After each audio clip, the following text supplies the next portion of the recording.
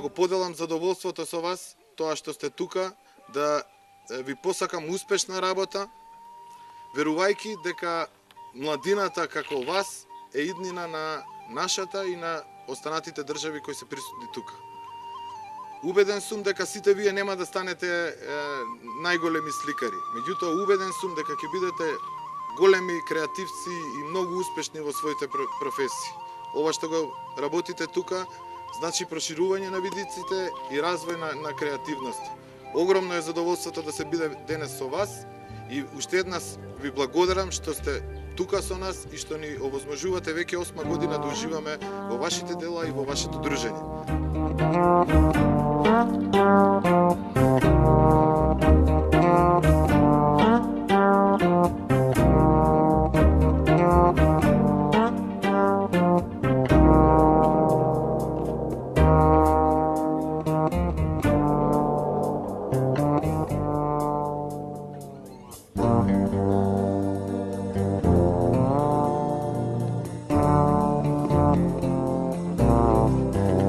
Drago mi je što se realizuje, što su došla deca ove godine iz Beograda, jer sam čula od Harija da prošle godine nije bilo dece, izgleda da je kasnio poziv, ali smo se ove godine potrudili da poziv stigne na vreme, tako da evo deca ima i gledat ću mi sledeću godinu i narednih godina da deca opet dolaze. Poziv se odnosio na 2 škole u Srbiji, ali kada su škole bile prijavljene, još iz nekih škole su zvale našu ambasadu da kažu da bi hteli da dođu. Opština Karpoš je zbratimljena u Srbiji sa opštinom Novi Beograd, Sremski Karlovci i Vrnjačka Banja.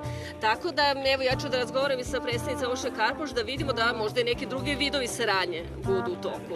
Ali ja pretpostavljam da sama opština Karpoš ima već razvijenu i uhodan sistem saradnje s drugim opštinama, ali mi kao ambasada smo ovde na raspolaganju njima da kao i evo i ovog puta svaku inicijativu proslavimo za Beograd i da se potrudimo da to stigne na pravo mesto, da kaže ne završi slučaj nekim fiokama, nego da se eto realizuje.